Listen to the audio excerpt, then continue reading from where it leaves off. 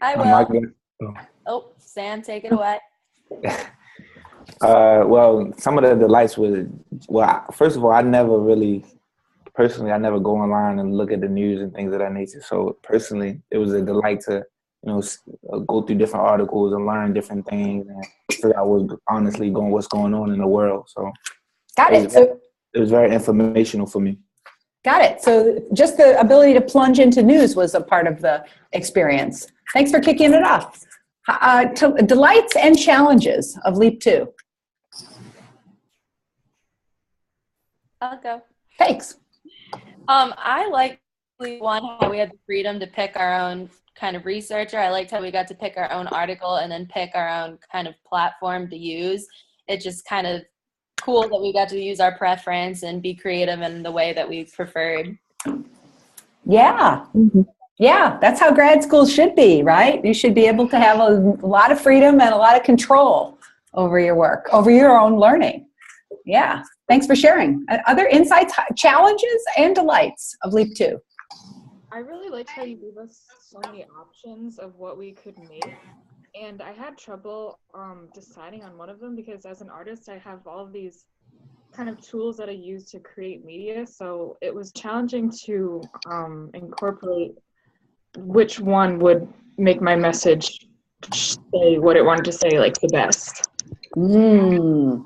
Yeah, good point. So you were thinking about the relationship between form and content as you made a decision about which medium to use. Nice. Okay, so in some ways I was really hoping that you would discover how this topic is everywhere. Once you start opening up this topic, you discover it is everywhere. And that can be a little intimidating, and it can actually lead people to conspiracy theories, which is not so great. But once you start looking for it, it was everywhere. It was why, Greg, I really liked your tweet about reading the biography of Napoleon. Can you help us understand a little bit, how was Napoleon a propagandist? Well, the part that I listened to audiobooks in my commute, and the part of the book that I'm reading that it really started to strike me was he went on a campaign in Egypt that was ostensibly against the British, which is kind of a complicated geopolitical move. But some of the things that he did in Egypt to try to win over the local populace are very like hearts and mindsy, reminiscent of things that go on now. Like, for example, he really embraced the Islamic religion and was very careful to both not to offend imams and stuff like that, but also to send out communications and post notices that likened his actions to those of the Prophet, and there's a lot of really interesting things along those lines. And then also just the ways in which he went about, trying to get various political local groups on his side during that era. And then I clicked, I think I linked one in a subsequent tweet because I was interested, and I did a little bit of Googling, and there are a lot of really interesting actual physical examples that are in museums of sort of that era of propaganda, where you'll see, like, the one I linked to is a picture of a bunch of sort of women and kids and dressed in bed sheets who are like being saved from a flood, and the people who are saving them are quite clearly like Napoleonic French troops. And it's just, if you see that image, post it up somewhere, because we're in a world where there's no mass media of any kind, really. The impression is like, wow, I've seen that guy. I've seen that uniform. Like, they're going to help me out of a flood. I'm into this guy. Right. Right. And he actively thought about that stuff, which is very interesting. Like, the author makes it a point to explain how involved he was in micromanaging the messaging around his army. Wow, that is so fascinating. And I think it's really important for us to understand that, and when we think about the history of the study of propaganda, because Bernays wasn't just making this stuff up. He was a student of history. He was someone who would have studied the Napoleonic era and been highly aware of how military and political figures of the 19th century were using information and communication as a strategic part of war, essentially. So I'm really glad you made that connection. I think that's a really important thing. We don't get to pull the whole thread historically, but that insight really helps us understand that this has got a really super long and interesting history. So one thing that I wanted to do was I wanted to talk a little bit about your choices. When I asked you to curate and connect on the Padlet wall, I really appreciated the many choices you made. And I do feel like a big part of the thrill of media studies, which is a unique subdiscipline or discipline, is the way in which we are invited to see the connections between the scholarly ideas and our everyday life. So if you haven't had a chance to take a look at the examples you guys came up with, I really invite you to do that, because you guys came up with some really cool stuff. Now, I asked you for class, to prepare for this class, I asked you to, let me just see if I can update that. Hold on just a sec. I asked you guys to, what's going on here? Hold on here. Sometimes my computer acts strangely when I'm using the Zoom. Aha, very good. I asked you guys to review 3 examples of essentially a kind of media literacy. The South Park excerpt, the promotional introduction to a native advertising, and the third one, that was John Oliver, of course, right? And you made some really cool comments on those videos. But I thought it would be useful for us to have a little bit of a debate, because it's worth us thinking, since we started this course by getting introduced to media literacy. It might be interesting to see if we can connect dots between media literacy and the second topic we've been tackling, which is propaganda, by asking or debating this question: can media literacy protect people from propaganda's influence? Okay, so we're going to have a formal debate. I'm going to break you into 2 teams. Team A, you're going to be forced to argue the point, yes, media literacy can protect people from propaganda's potentially harmful influence. And Team B, you are going to be arguing, no, media literacy cannot protect people from propaganda. All right? So you will have some time in your small group to figure out what evidence, what arguments, what ideas can you muster in favor of your argument. Each team will have just about 5 minutes to prepare, and then we'll have the debate. Do you guys have any questions? Okay. No, you don't. All right. So I'm gonna break you into 2 rooms, right? And then I'm going to come in and tell you. I'm going to come into your room and tell you which team you are. Are you ready? So you're going to get a message when your breakout room is ready. Just join that breakout room.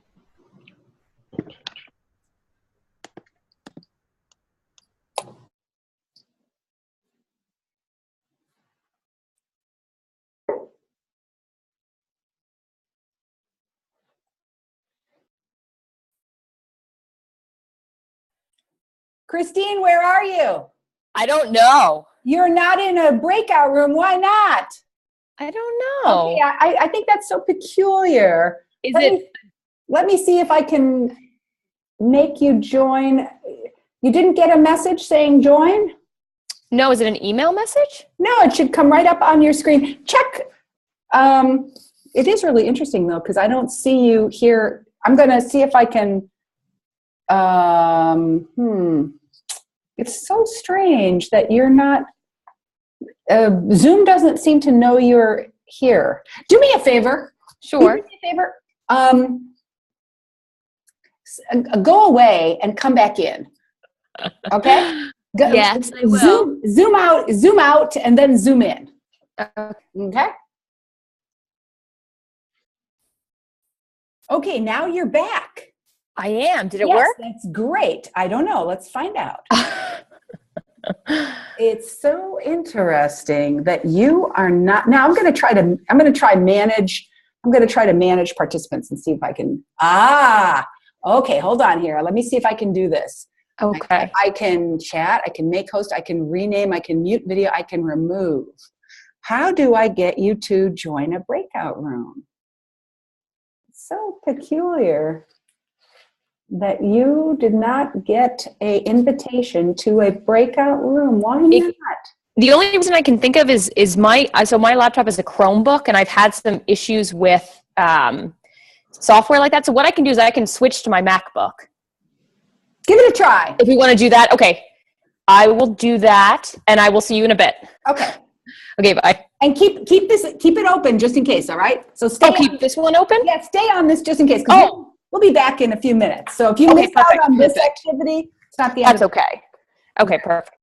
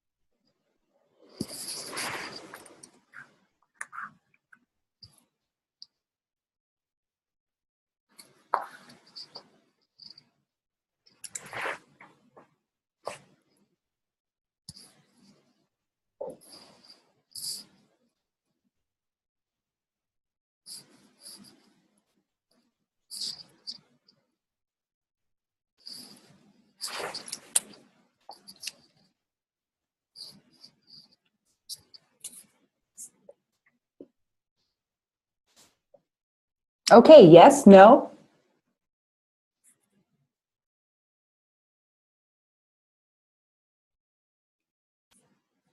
All right, Chris. Oh, okay. Hey, you're back. You're back twice now. Isn't that cool? Okay, let's see here. I can. Okay, Christine, we're gonna break out in rooms one more time. But how about for this game, you will get to be the judge of the debate. Okay. All Okay, right. can you hear me on this one? You sound absolutely perfect. Okay, perfect. Okay. Okay. And then when we do the next breakout, we'll see if now it will let you.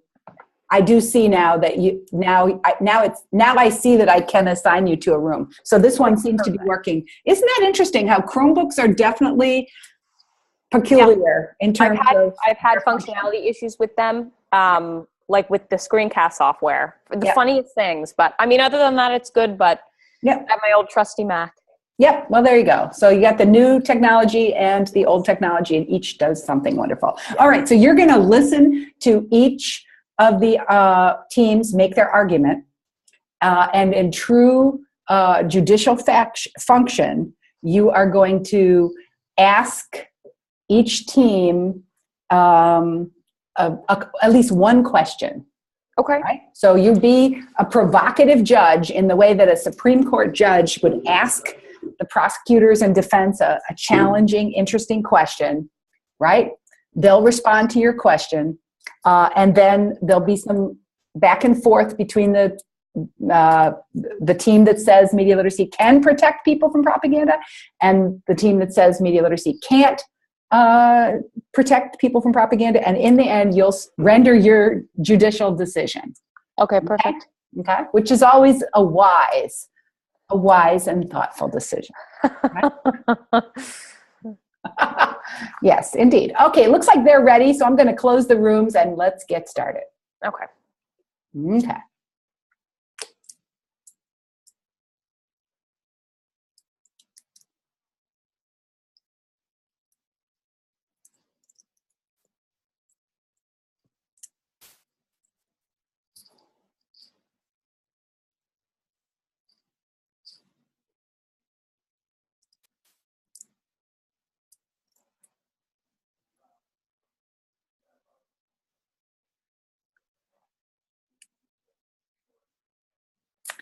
Okay, you're back. Hi. Okay, so if you haven't opened the chat room, you can use the navigate around your screen till you see your chat room open, right? So you can practice making a chat. We're going to, because I had trouble assigning Christine to a room, Christine is going to be the official judge for the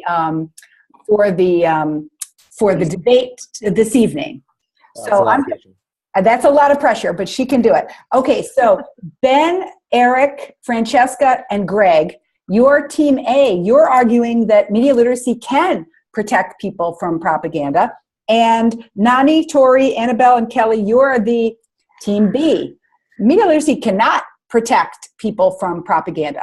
We're going to hear from team A, and then the judge will ask a question. Then we'll hear from team B, and the judge will ask a question. Then there will be a cross-examination where team A can ask questions of team B, and team B can ask questions of team A, and then the judge will make a decision. Is everybody clear on the format? We aren't going to take more than 8 minutes or so. It's going to be quick. Right? All right, let's hear from team A. All at the same time, or maybe, somebody's going to summarize and then other people are going to chime in, however you guys want to do it. Right. I guess Jessica, Benjamin, anyone want to start? If you want, you can start. I'll start. Oh, he's on. Well, I just like the comment that you made, Greg, about the second level meaning. There's we talked about that second level meaning behind every advertisement or political like link that I forgot the example that you gave, Greg, but we talked about how there's a second level behind everything, and being media literate can help you can protect you from knowing what that second level meaning is, or understanding what the main objective of that ad or comment may be. Yeah, for sure. I think that was one of the key issues that we talked about was how media literacy begins to help you gain an understanding of not only the messaging that you're seeing, but the reasoning behind the messaging that you're seeing. So if you see like a political advertisement, for example, it might tell you some factual information about what Donald Trump is up to, but you can also infer from its existence that someone wants you to know what Donald Trump is up to, and you can begin to interpret their motives. I can hop in just about having, the tools of media literacy behind you. One of the videos that we watched for this week talked about Google and how they were first to incorporate advertisements, and now that they come up right at the top. So if you're media literate, you're able to just know, hey, I'm skipping these first two and I'm going right on for the search to what I want to find. Mm-hmm. Yeah, and in the terms in which media literacy is giving you the tools to navigate the internet and to identify and recognize what's invisible. So you go deep and you can understand, so you kind of are free. Okay, so we've heard from Team A. And Christine, do you have a question for Team A? I guess the only thing, and one of the things I was thinking about is what about propaganda that's of a good nature? And if you have media literacy and you dig so far deep into it, even if the message is good, how do you protect someone from basically themselves being their own worst enemy, about researching too much into a topic that should be given, taken at face value? Or is that really an issue at all? Is there ever circumstances where that happens? Like, that is to say, how to protect someone from messages they agree with, or how to protect someone from overthinking it?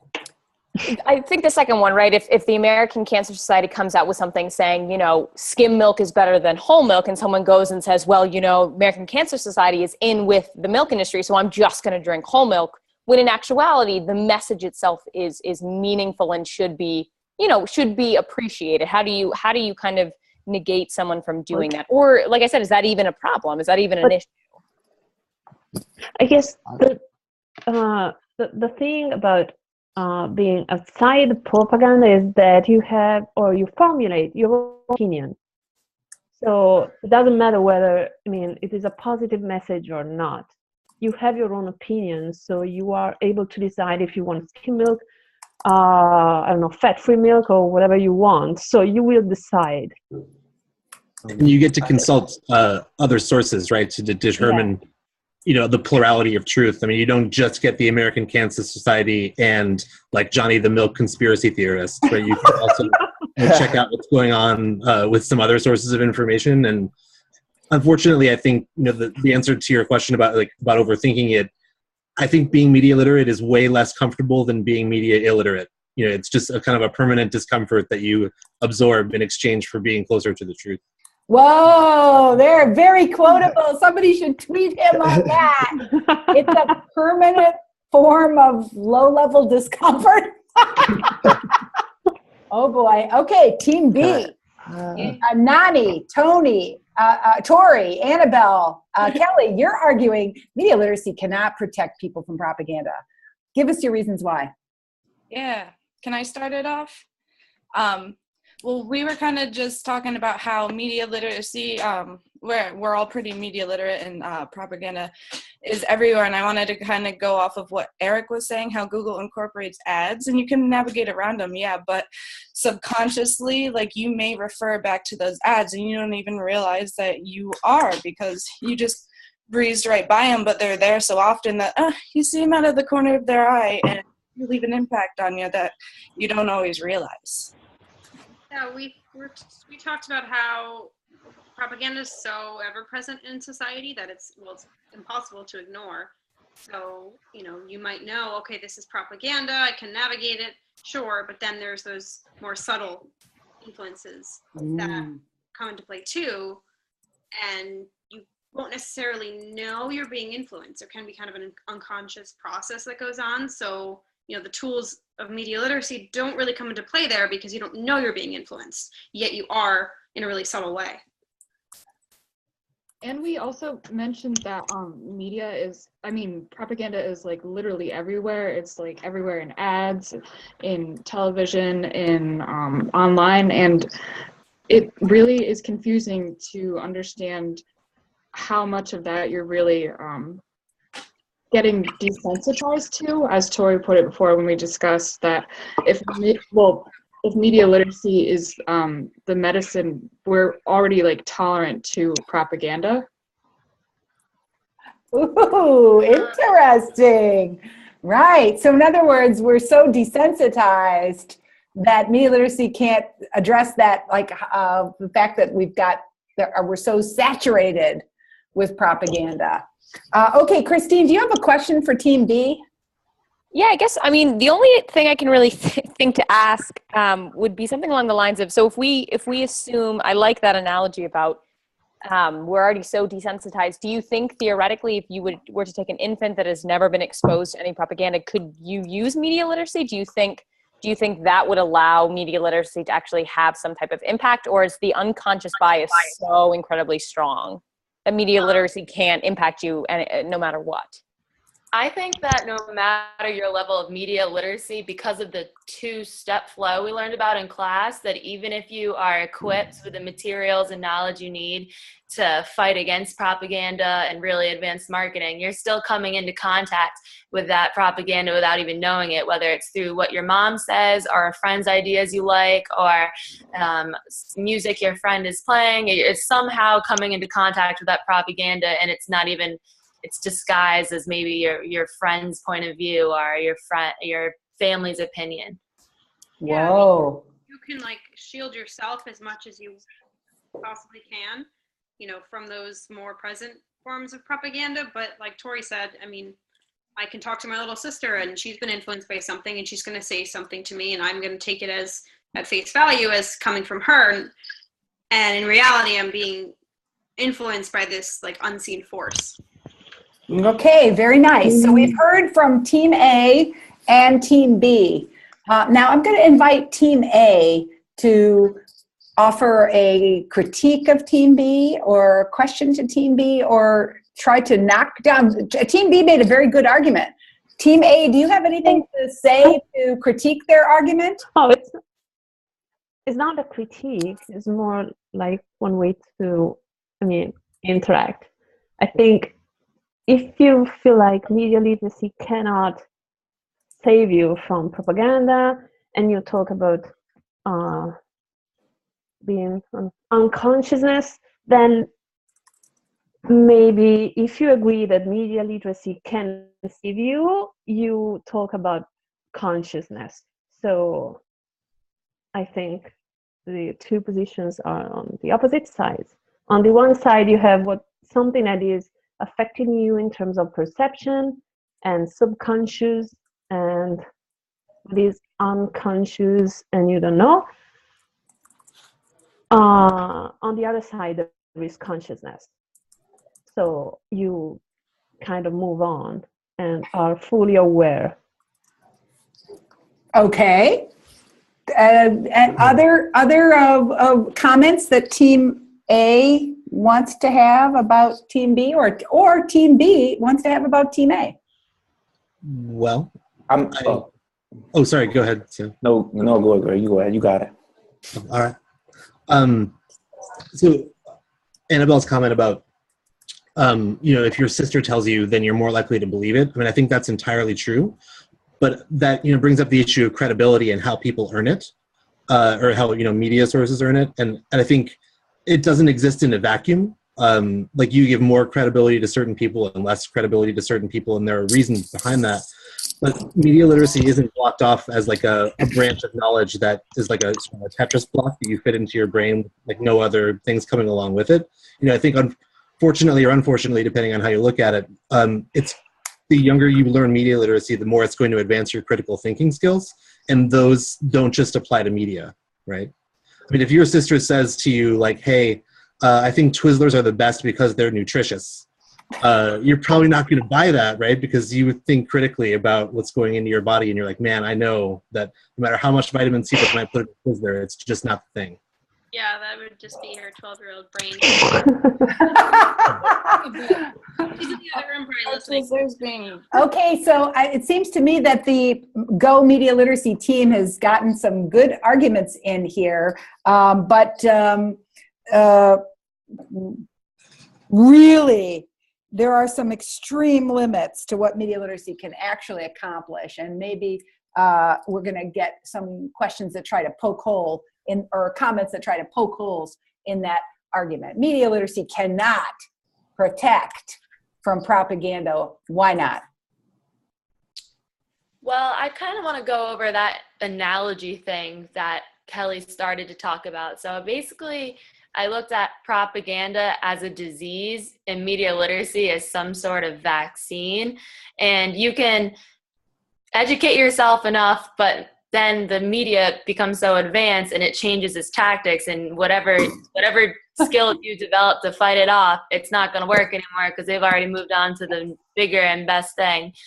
So I don't know. It's just so advanced. It's like a super robot that we can't keep up with. Awesome. Well, so we'll always be behind because propaganda will always be mutating into new forms that we will not be able to address with media literacy. Mm-hmm. Wow. Okay, Christine, it's your turn to make a decision now, my friend. You are the judge in this great debate. You've heard some really powerful arguments all the way around. Let's hear your insightful analysis and reasoning on how would you answer this question? Can media literacy protect against propaganda? Why or why not? Well, great job by both Team A and Team B.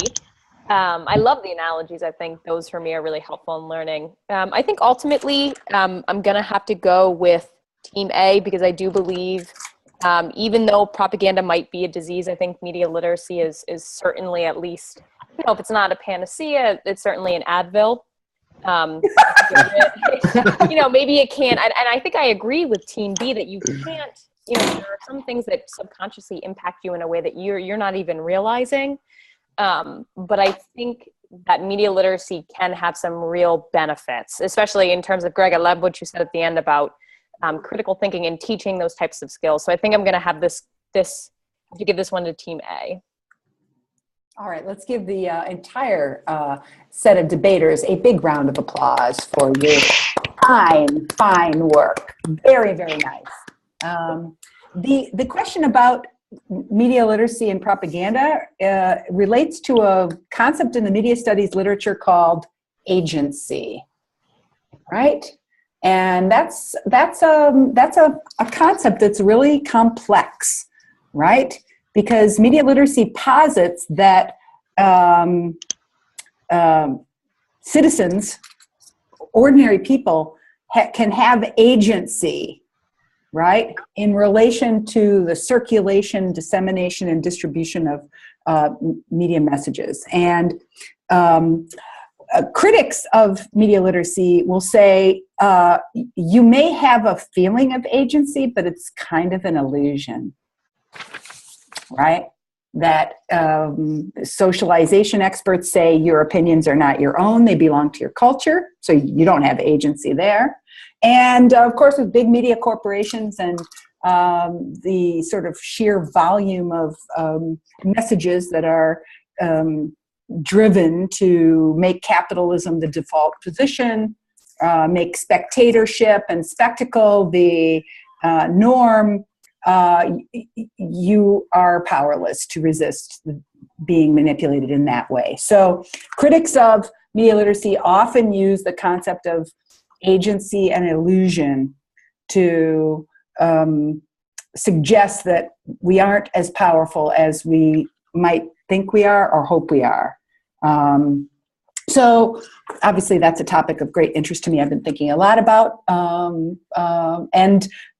you know, as an eternal optimist, I tend to believe that people can have agency, right? So I am very much influenced by the work of John Dewey, who said basically people can transform their culture through education and communication. right? And through that achieve a democratic cultures. So, all right. So now let's turn to our next topic for tonight. Really, we are digging into the research apprenticeship model, and so over about the next half hour or so, I'm going to overview this process, which I talked about on the first day of class, but I guess now I'm going to kind of go over that in a little bit more detail, right? So when I was just a personal story on why research apprenticeships mean so much to me and why I use them as part of my pedagogy for graduate education. And I might have told you this story on the first day, but I guess I just have to tell it to you again, right? So I got my master's degree from the University of Michigan, where I got to do a lot of reading and a lot of learning, and it was a great program. But I didn't really know, and I read research, right? And I learned to critically analyze research that I had read, but I didn't really know like how the sausage was made, right? And I saw researchers all around me, but I didn't know exactly how they did it, and nobody really helped me understand how they did it. So then I get to Harvard, and I'm immediately plunged into a research community at Project Zero, which is led by Howard Gardner, who's the guy who created the multiple intelligences theory. He's a really interesting guy at the time. And so I didn't even know why I was there, really. I was like, okay, I'm on this research team. What does that mean? And what Howard was wondering about, this was 1980, so like way before you guys were even born, right? What Howard was wondering about was in 1980 was the beginning of the desktop revolution, when the microcomputer was now small enough to be on a desktop. And actually the first generation of computers was going into schools, right? With programs like, this even predated programs like Oregon Trail, which sometimes people of your generation may remember playing.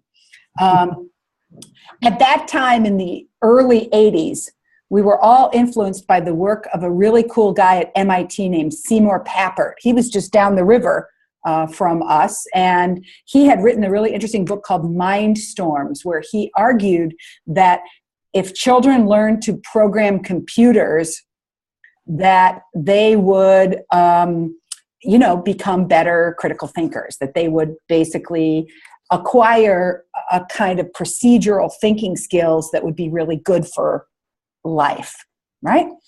So our team, which was Howard and David Perkins and like maybe 3 or 4 graduate students, what we did was we sat around and we read Seymour Papert, and we talked about Seymour Papert, and we tried to unpack this argument. How could learning to code or learning to program in BASIC, right, have some impact on the thinking skills of like a 12-year-old, right? And we talked about it for a long time. And then we decided, kind of like, as we just started talking and talking, and a lot of times we were talking and talking, and I was like, what are we doing here, right? Why are we, what's the plan, right? So finally we decided, let's go into a school where kids were learning BASIC, and let's watch them. Okay, that's good. And all I had to do was go in and, watch, and like type up and create and type a field note, essentially. I saw these kids as they were working on BASIC. And we did that month after month after month, watching kids program in BASIC and writing field notes. And what happened was, as we'd come back every week to the meeting, and we would start to share what we were seeing in the classrooms, right, in the computer labs. And then we started wondering about whether, it was really clear that kids were learning how to program, but it wasn't really clear whether programming related to any other kinds of thinking skills. Like if programming transferred from one kind of procedural thinking to another kind of procedural thinking. And that experience of trying to figure out how would we explore how procedural thinking might look outside of the learning to program basic environment was the biggest aha for me as a young researcher, right? Because the research journey is really a deepening of research questions. So it's not like you research and you get the answer and you're done. It's like you research, you get some partial and incomplete answer, which leads you to generate better questions, right? So for the next 3.5 weeks, you're going on a journey with me, and you're going to become a virtual member of my research team at the Media Education Lab. And some of you have indicated your first, second, or third choice preferences. And so what I'm going to do now is talk to you a little bit about the expectations that I have for the final product that you're going to do as your research apprenticeship. This is worth 200 points. They're about 20% of the class grade. And it's perhaps more than the leap, a little bit more unstructured, where there's like a little bit more room for you to be a true team member, right? And to figure stuff out with me, right? So, all right, so let me share my screen with you. All right, so, okay. So the research apprenticeship collaborative process is that you, me, and maybe one other person are going to be struggling with a problem. We're going to try to learn as much as we can about that problem. We're going to do something. And it probably is going to be pretty small. We're going to do something small, and then we're going to write about what we do. So you're not really, so you're almost like, if you think of research as like links in a chain, you're adding a link, right? You're adding a small link to a chain, because the topics that we're exploring are topics I've been thinking about and writing about for a long time. And you're going to be part of thinking about this problem, but you're going to contribute a pretty small piece. But the idea is you're going to become part of the process and see how the research process really works. Okay, so in general, the challenge of being a member of a research team is that you're joining a conversation that's been going on for a long time, right? And how do you get up to speed, right? So really, I cannot urge this strongly enough.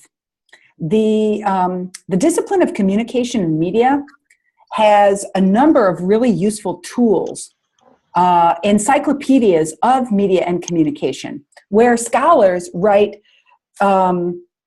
foundational essays giving a kind of state-of-the-art knowledge on a specific topic.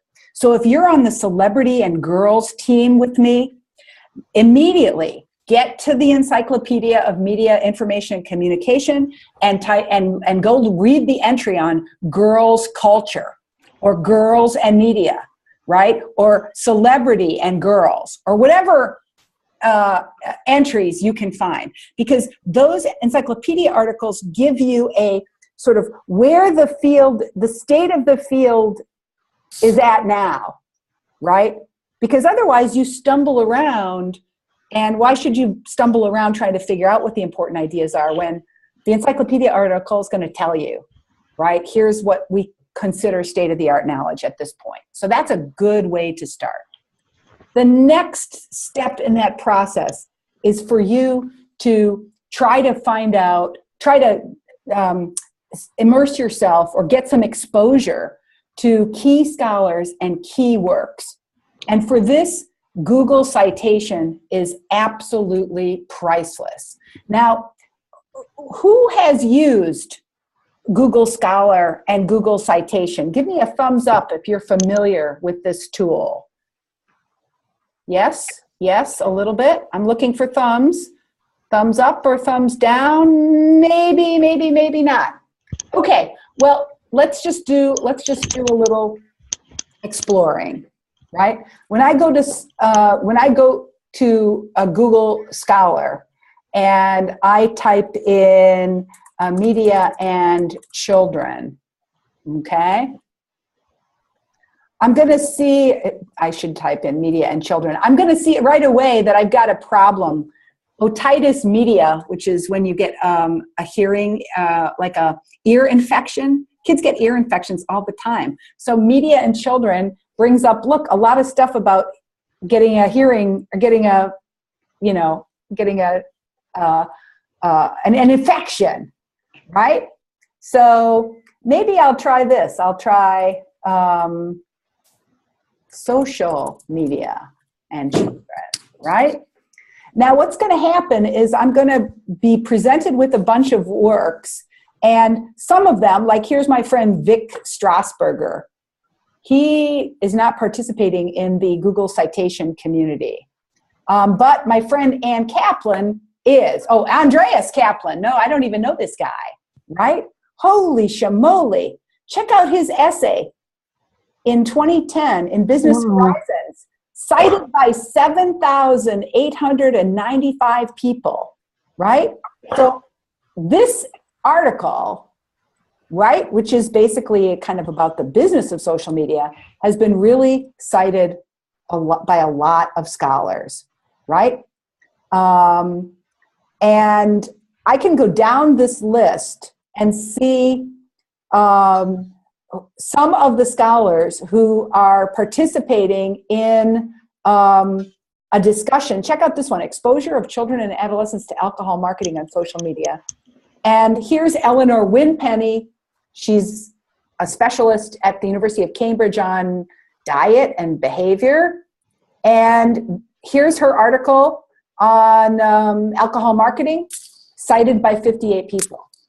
And when I click on that number, I can see these are the scholars who cited her work. Whoa. So all of a sudden, I get to meet people. This is like a social network, right? Isn't that interesting? Look, is YouTube telling or selling you something? Tobacco content on YouTube sharing website. Clearly an important article cited by 176 people.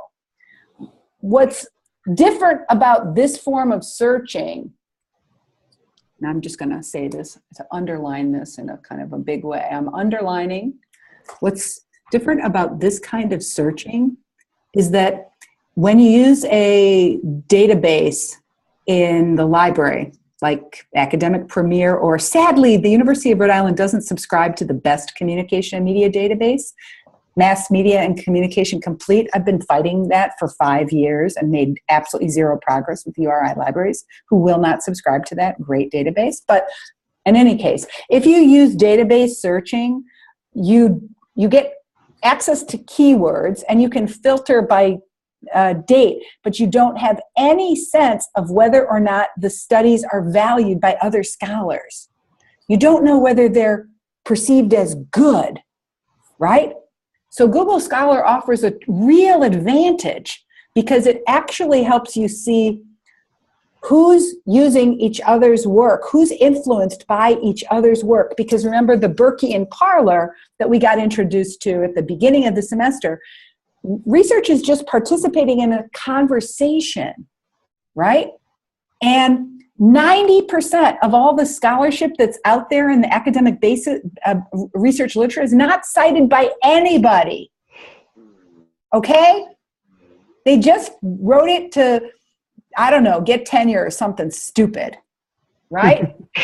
Okay, so you don't want to be reading that shit, right? You want to be participating in a knowledge community. So that's why Google Citation and the other networked tools like Mendeley can be really, really, really helpful. Okay, so you're going to have to do some work. So you're going to do some work on your own to figure out who can help you get up to speed on the topic that you've been assigned. All right, which brings us to Leap 3. We're going to talk a little bit about Leap 3, but basically you're going to be doing some summarizing of what you're reading. And that's going to help you with step 4. Focus on making a unique contribution. Now, this is going to be different for each project, right? So probably the best way for me to talk about this one, is to go to the Trello boards, all right? So why don't we start with the Mind Over Media project? I think that Francesca and Cynthia were the first 2 people to jump on this project. And so I believe that Cynthia and Francesca are already members of this board. Now let me just take a step back a bit before I go any more. Hold on just a sec. Give me a thumbs up if you've used a project management software like Trello. Thumbs up if you've used a project management software like Trello. Cool. So about half of you have and half of you haven't. Project management software is just, okay, hold on here. Project management software is just a really simple way for teams to collaborate. I think Trello is cool, but I've used Basecamp and other tools. If you have used a project management software, which one have you used? And can you tell us a little bit about it? I actually use Trello at work, and it's really helpful. Cool. Yep, I second Tori. I used my team when I worked in insurance was basically cross-site, and so we used Trello to maintain status updates of projects we were working on. Nice. Yeah. Yep. So there's a whole bunch of these. One that's very popular is Basecamp. It's probably the oldest one. I've been using Basecamp for about, 10 years or so. But Trello is so easy, right? It's a good launching pad. So the Mind Over Media problem that this team has is kind of structured a little bit already by me, right? I'm hoping that this team can answer some of these questions. Question 1, what are the most polarizing examples of contemporary propaganda on the website where some people think it's really harmful and other people think the same thing is really beneficial, right? So what are those examples? People really disagree about whether that propaganda is beneficial or harmful. And then how do people come to engage in strong sense critical thinking to appreciate how some forms of propaganda that they find harmful, others might see as beneficial? So I'm giving you a clue, right? I want you to learn more about this thing called strong sense critical thinking, right? Which is in the literature and may be useful for this project. Now, I've given you a bunch of different possible tasks. Cynthia and Francesca can't do all of these tasks. They have to decide how they're going to move forward. So you may describe examples of propaganda that evoke the widest diversity of opinions. You may analyze comment threads to understand different interpretive frames at work.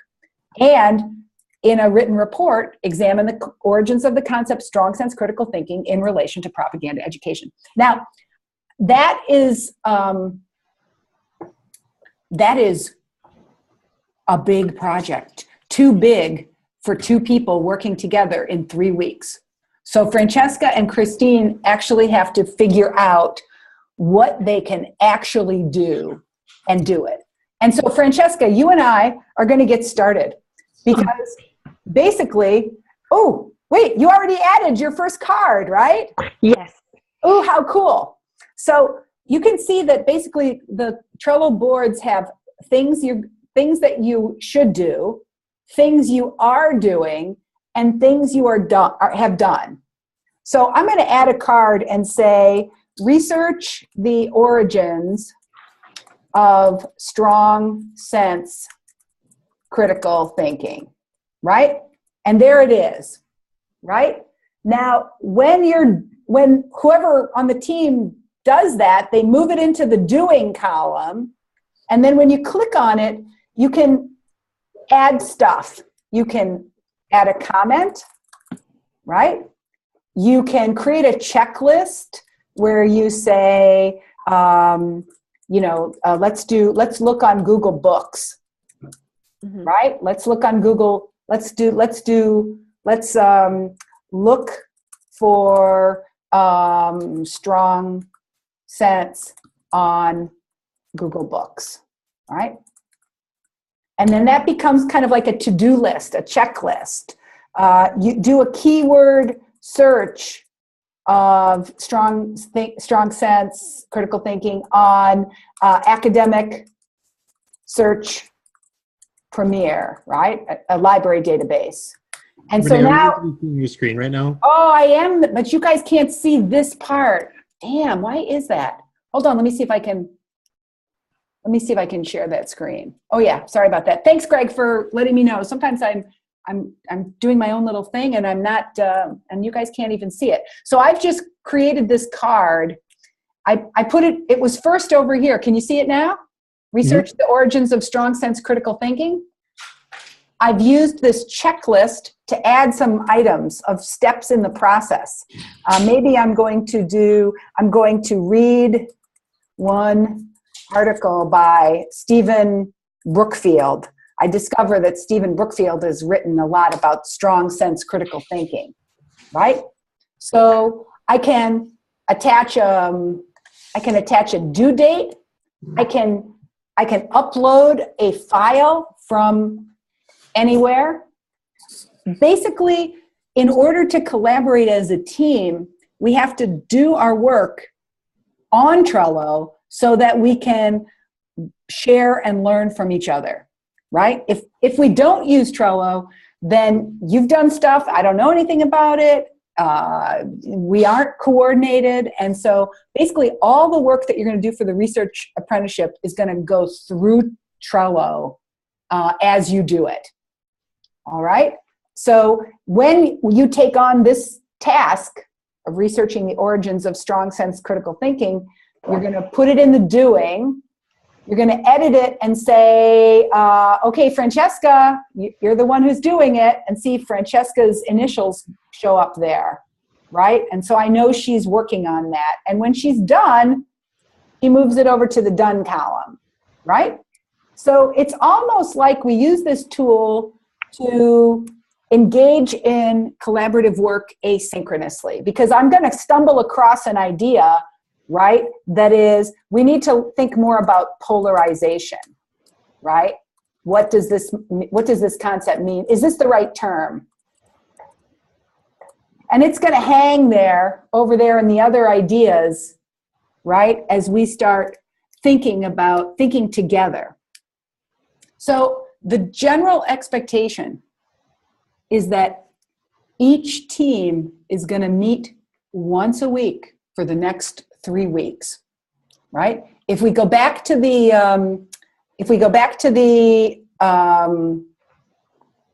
assignment sheet for the research apprenticeship, the project is due on November 9th. So we have a little less than 1 month, right? And ultimately, whatever direction your team goes in, you're going to go there on Trello, supported by a weekly conversation, and that conversation will sometimes involve me and sometimes won't, but you're going to produce a written report about your journey. All right, so at this point, I want to make sure we have teams established, because I know for sure Francesca and Cynthia signed up for Mind Over Media. So that team is complete. I also think, Christine, did you sign up for? Yeah, I have the AT&T business policy. And I think I sent you, You did? I sent you a Trello board saying, yes, you are invited to that team. Yep, I've logged on and everything.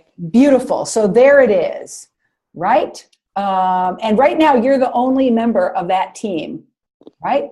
I signed up for that one too. Ah, Greg, good show. Woo! So Greg and Christine, you're going to be the members of the AT&T team. And I'm going to add you, Greg, to that board, right? The AT&T policy business board. Let's see if I can add you to that link. I can change members. I can add you. Greg. Uh-oh. I think, how do I do that? I got to see if I can remember how to do that. Well, I'm not going to do that right now. Greg, after class, I will add you to this list. Okay, I think somebody in class, somebody identified the topic of girls and celebrities. Who was that? That might have been me. I think I emailed you that. But I like that and the children one. I'm cool with whatever. I just in class, like while class was going, but. Okay, got it. So since I didn't have a chance to review the whole class's preferences, and I want to make sure that we get 2 people in a team. After this class is over, I'm going to basically assign you, and hopefully it'll be to your first or second choice. I'm also going to start your team off by giving you a little bit of a to-do list, kind of a light start, just like I did with Francesca, right, as the model. I'm going to give you a light start, right? But here's the thing, and this is really, really important. Research is generally exploratory, and especially when you're entering a research community. So I'm going to give you a direction, but you're going to have to drive the train, right? It is not like I'm going to give you a checklist of shit to do and you got to do it. It's actually like more like a negotiation, right? Where I'm going to give you some light direction saying, here's where I think this project is going, and then you're going to use your imagination and your creativity, and this is a learning experience for you, right? So you're going to use your own big brain and figure out what you can do in the next 3 weeks, right? So just realize that that's part of the loose structure that makes creativity and learning actually possible. All right. I think I've explained enough, and I think you kind of get it, but maybe now is a good time to ask any questions you have about the research apprenticeship process. It's not really a question about the process, but I was wondering, just because I happened to run into this at work recently, and it was such a perfect example. Like, does everyone know about like negative or exclusionary search terms on Google? No, tell us about it.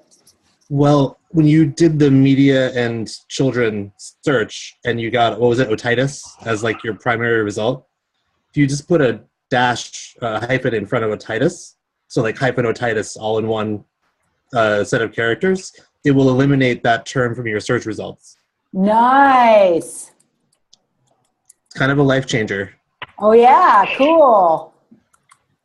So that's a good way to narrow the search. I'm just putting that in the chat room to capture that idea as a advanced Google search strategy. Nice. Thanks for sharing. Other questions you have about the research apprenticeship process?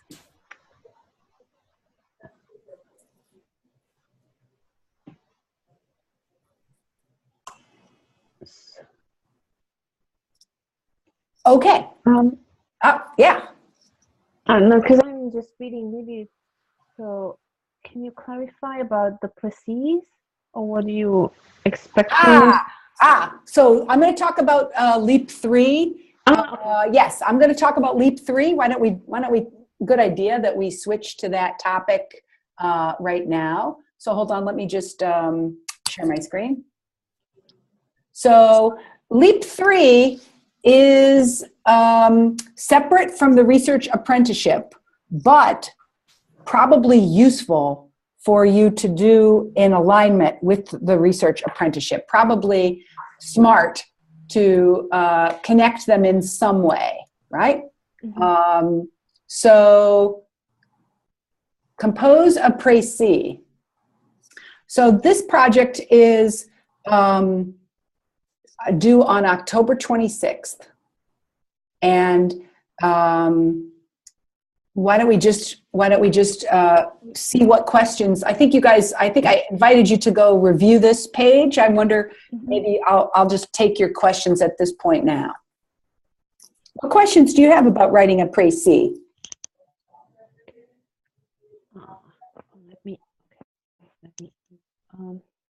So how long this paper should it be? Right. Because there is no, because I mean the blog post is fine, but if we write an academic paper, maybe it's going to be kind of longer than the blog post. Yes. So go ahead. I'm sorry. The bibliography. Mm-hmm. Should it be an annotated bibliography or so? Okay. So let's talk about Leap 3, right? So Leap 3 says you're going to basically engage in a practice of careful reading. Mm-hmm. And you're going to do that by writing something where you try to capture somebody else's ideas as concisely and as precisely as you can. But, strangely, a précis doesn't quote from the original, and it doesn't offer any opinion. It literally is a tight summary.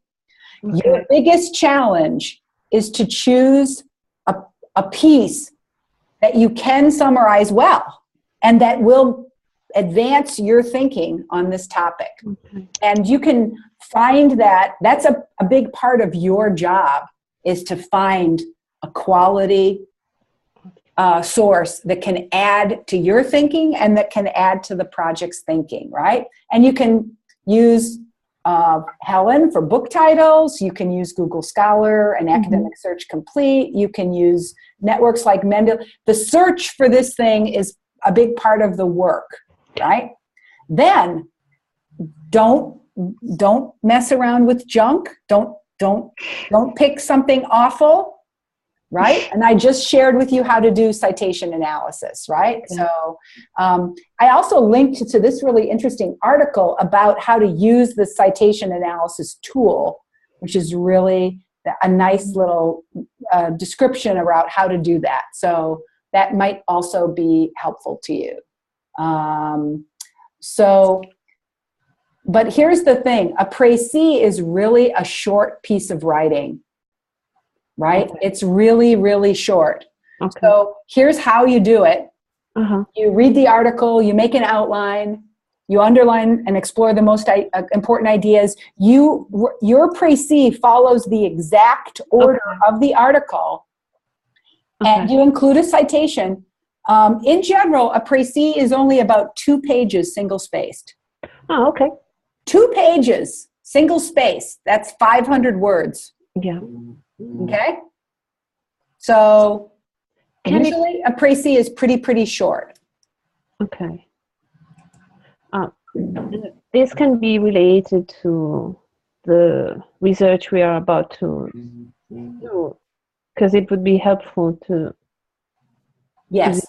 Okay. There's two ways to think about this, and this is again the freedom of your, as an adult learner, you're free to use the Leap 3 anyway, and one of 2 ways. You can use the Leap 3 to advance your thinking about the research apprenticeship. Absolutely. Or you can use the Leap 3 to advance your thinking about your final project. That's cool too, right? So I'm not going to be judgmental about how you choose to organize Leap 3. Okay. It's a pretty meaningful process to write a précis. So pick something that you're interested in. And yes, it might help you with your research apprenticeship, or if not, it should help you with your final project. Yeah. Good. What other questions do you guys have about the Leap 3? I hope that you've looked at this time you only have 2 choices of format, just because a précis is kind of thing that it is. You can format it as an academic paper or as a blog post, and do pay attention to these criteria for evaluation. Most important is that you have provided an APA citation and a hyperlink to or copy of the original article. Because guess what? I can't really judge your précis. I can't evaluate it unless I read the original article, which I will read, right? And that will help me judge whether you've selected an important substantive article that's relevant to the course themes and readings, right? Whether you've created a short work of writing that captures the structure of the author's argument and demonstrates your excellent reading comprehension and writing skills. And this idea of after your précis is done, you get a small space to offer your own analysis, interpretations, and questions in a separate section at the end of the document. All this really is a list. Provide a list of ideas, comments, and questions that are important to you as you respond to the text. So don't think that that's a whole nother paper, because it's it's just a brainstorm. Okay. All right. Well, this is probably terrifying and exhilarating all at the same time. Because you're going to get a assignment in the next hour or so when this class immediately is over, I want to talk a little bit about each of these projects, okay, so that you feel excited when you get your assignment and get a sense of direction. So the celebrity attachment and girls data. I've given you your first project already here. Review data tables and charts. And take a look here at the data that we're talking about. It's really cool. And I'm just going to see, I'm not sure if this is going to actually pull up and if you can see it. If it might open, oops, there was a problem previewing this document. Maybe I have to download it. Yeah, there we go. And then maybe I have to open it up. And then I'll stop share. Hold on. And then I'll restart share. I want to show you the data table that I'm sharing with the celebrity and girls team. Here is a very large sample of girls. See, girl, age 7, 8, 9, 10, 11, 12. This thing is got 1,400 girls. Ages 7 to, 15, 16, 17, all the way up to 19. Oh my God. All the way up to 19. We're answering a bunch of questions about fame on a 5-point Likert scale, or no, I think it might be a 4-point Likert scale. We asked girls, would you like to make your own music record, perform on stage, be on TV, be famous online, be in a movie, be on a magazine cover, be famous? And you can see that girls really vary, with some girls really, really wanting to be famous and other girls not so much. We also asked them questions about their media literacy competencies, these statements you might agree or disagree with. Beautiful models are shown in a magazine just for entertainment. Characters on TV shows are just like they are in real life. If you said 4, that is actually means you strongly agree with that. And if you gave a lower number, right, that means you disagree with that idea, right? So then we basically have a code there.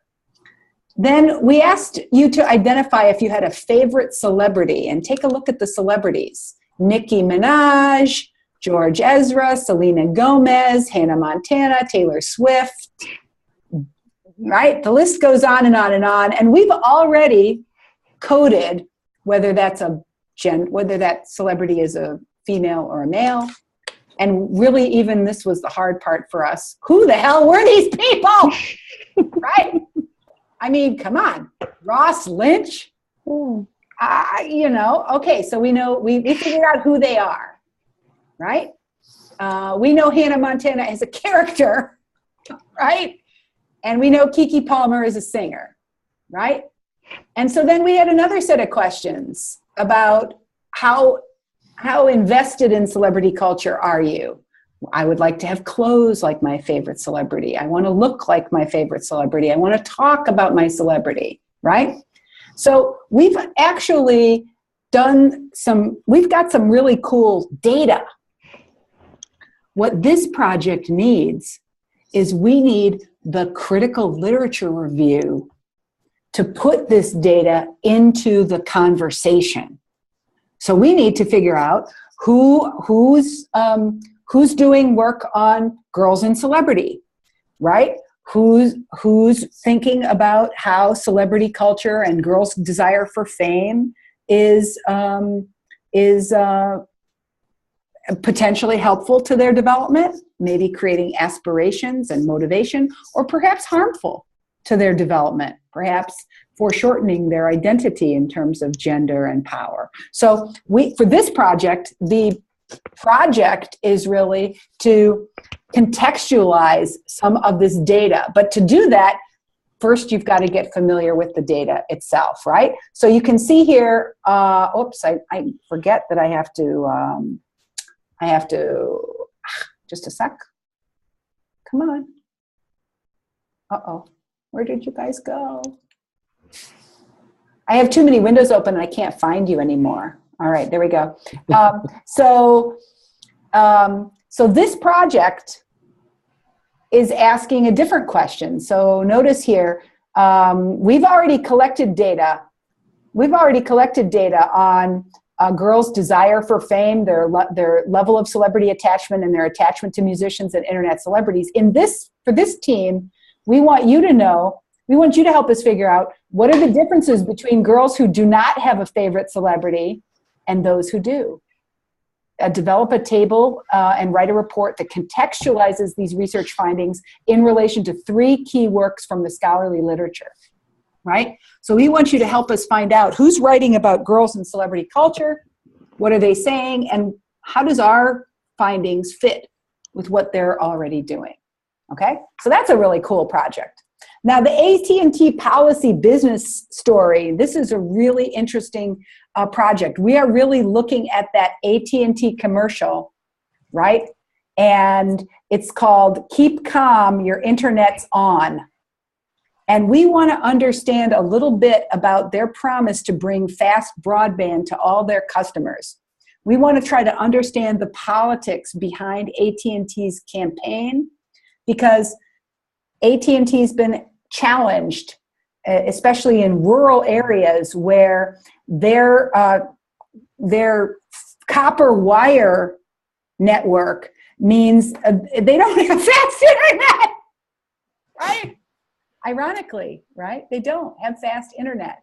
So we're going to try to understand a little bit about AT&T's propaganda and about its policy, especially as the FCC has been pressuring AT&T to move toward a fiber network. We can't really analyze the AT&T commercial until we understand the political economic context in which AT&T was deploying that commercial. So that's a kind of a cool project. Now, on the very first day of class, I remember talking to you guys about the AT&T ad analysis. I am absolutely fascinated at this. My first assignment for this team is to review the existing documents. I've shared the ad with you here at this Google Drive, and I've shared with you the screencasts that are made by the teachers. Now, there's too much data here. This project's going to take a couple of years, right? But you guys get to watch some of these screencasts and choose which one of them or which couple of them you want to focus on, right? Because some of these, Team Crazy, right?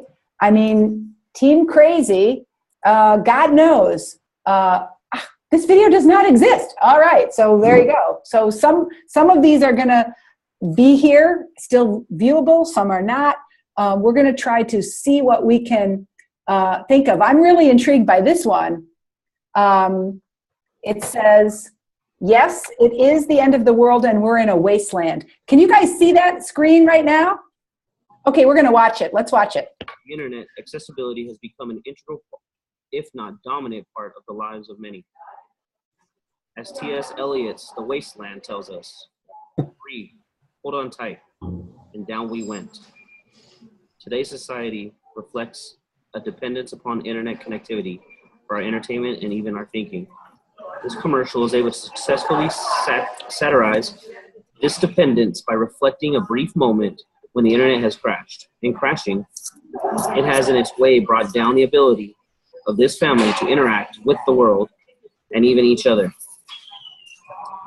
We believe that what is truly underscored, we reflect that there is both humor and sadness due to people's over-reliance on devices. T.S. Eliot also tells us, then the critical moment comes to pass. This is the key moment for empathy for the family and begins the downward spiral to the Lord of the Flies destination.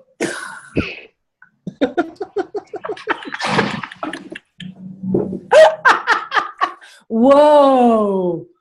All right. Well, all I can say is that teacher, I would bet $100 is an English teacher, right? Wouldn't you guess? That's an English teacher, right? I can tell that's an English teacher because there's 2 literary references in that screencast. Damn, that's fascinating, right? So actually your team, by watching these screencasts, you guys all made a screencast for Leap 1, so you know, you could hear, he was doing it in a room where there was other voices and it was pretty, you know, he did it kind of on the QT, right? But it's clear it was planful. It's clear he had a main idea. You know, he had a script. He had an idea. He was making a commentary on that commercial. So there's like 45 different screencasts there, representing about 120 teachers from all across the country.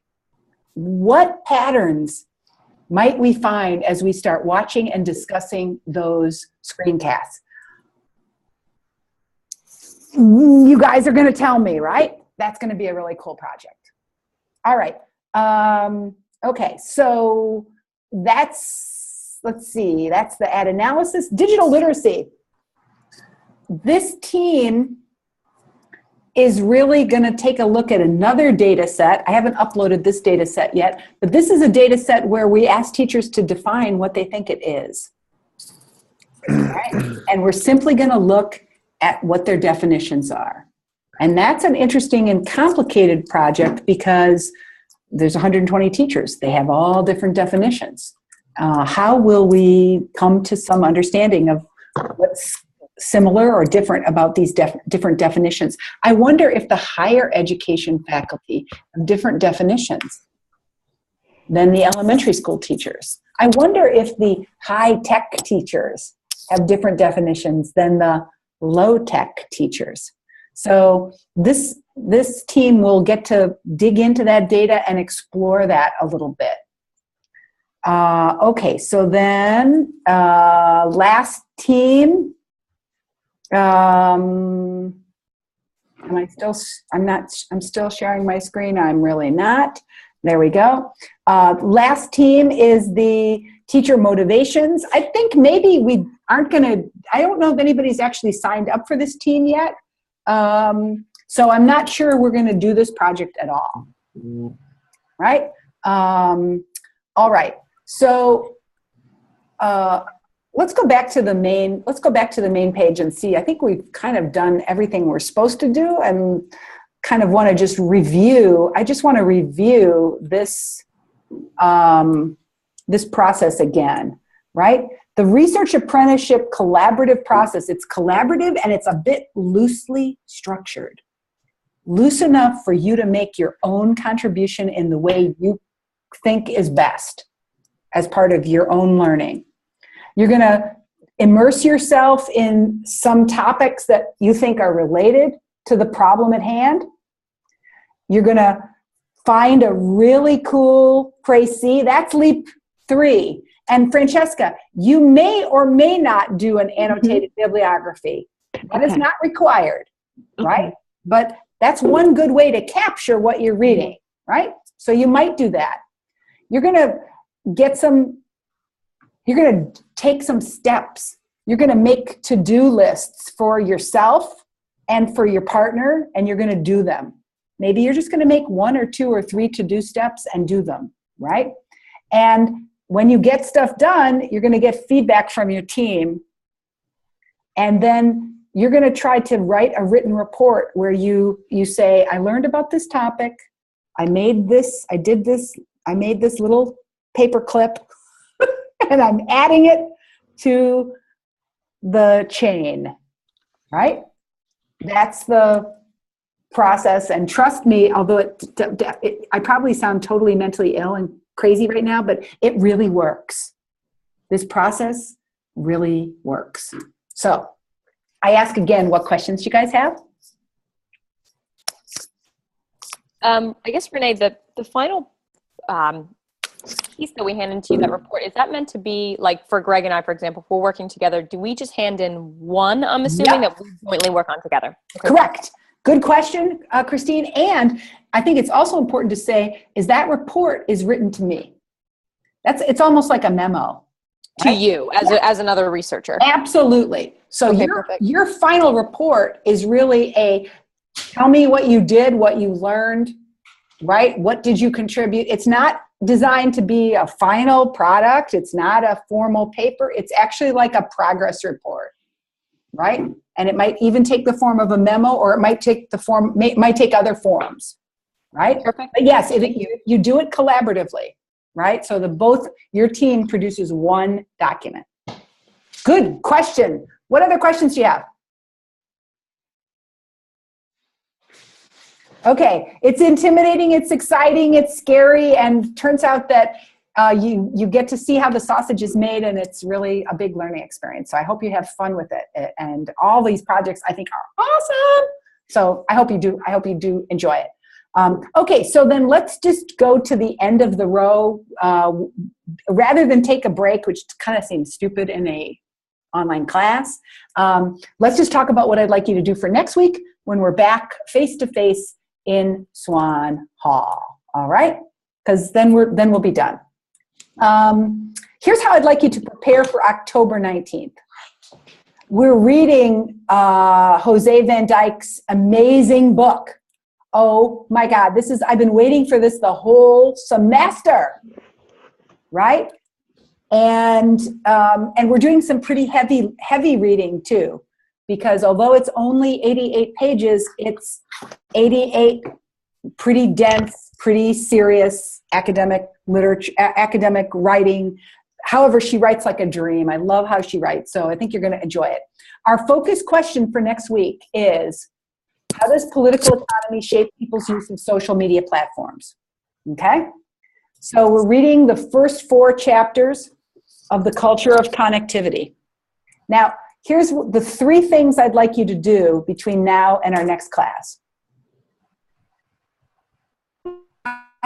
Each of you a focused concept. Isabel, you're going to be tackling public and private. Sam, you're going to be tackling the concept of ecosystem. Annabelle, you're going to be focused on ownership, governance, and business models. Kelly, you're taking the topic of interoperability. Francesca, you are doing some heavy lifting on the theory That's actor network theory. Cynthia's working on the concept of platforms. Greg, you're taking the topic of connectivity. Eric, you're taking the concept of sociality. Christine, you're doing the theory of political economy. And Tori, you're taking on the relationship between technology, users, and context. As you will see in this chapter, in these first 4 chapters, Jose Van Dyke has a lot to say about these concepts. So what I'd like you to do is be prepared next week on Wednesday night to describe and comment on how the author uses these concepts, right? So that you'll become the expert on that particular concept. And that will also help us have a conversation about these concepts and how they fit together. Okay? So, question? Oh, I'm not on there. Who's not on there? You're not on there, Nani. Okay, not to worry. Refresh your screen in 20 minutes, and I will give you a concept. I can't believe I did that. Hold on, just a sec. What the hell? I may need to split up Tori's concept. See how I tried to get 3 concepts in there? So Nani, refresh your screen after this class, and I'll add you. Sorry about that. Okay, so the second thing I want you to do is identify one powerful quote that resonates with your experience and one powerful quote that troubles or disturbs you. And be prepared to share those 2 quotes with the class. So you're going to be sort of reading strategically around some of the powerful writing that's in these first 4 chapters. And then, of course, you're going to be making some progress on your research apprenticeship, and you're going to report. And for the next 4 weeks, we'll spend almost an hour every class on what's going on with your research apprenticeship. So you're going to give us a summary. It turns out that these projects kind of talk to each other in some interesting ways, and so we'll talk in that way, right? So what's coming up in a way is in a couple of weeks, your précis is due. On November 2nd, I want you to send me an email about what you're thinking about for your final project. So between now and November 2nd, you should be thinking, what do I want to do for my final project? Because these leaps are going to be over pretty soon. And then, whoo, you'll have your own cool thing to get to dig into, right? And then November 9th, the research project is complete. And then after that, you work on your final paper until Leap 4 is a reflection, a kind of a reflection on the whole course, right? All right. Let's see what questions you have about preparing for next week.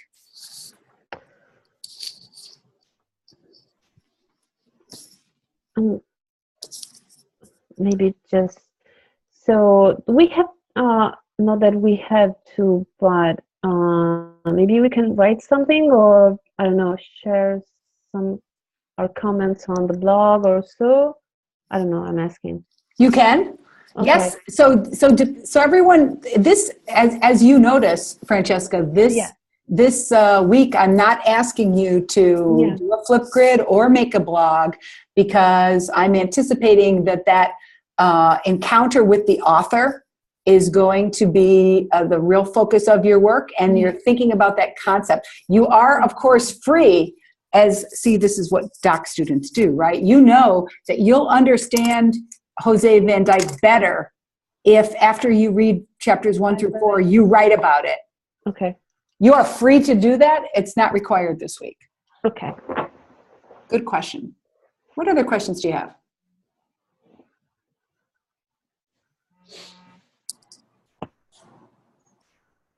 Okay. So you guys, hopefully I will get to see some of you face-to-face in my office hours next week. I do office hours between 4 and 6. I welcome you to come and hang out with me before class next Wednesday. And in any case, we'll be in 3 dimensions next week, right? All right. Have a fun week. Enjoy Jose Van Dyke. Look for an email from me about your research apprenticeship in the next hour or so, all right? Okay. Oh, quick question. Yeah, quick question. I'll leap 2 grades. Oh yeah, they're coming. Like always, you'll get an email from me with the Leap 2 grades, probably in the next day or so. Okay. Thanks for asking. Yep. Okay, guys. Any other questions? All right, we'll see you in a week. Bye-bye. Bye, guys. Bye.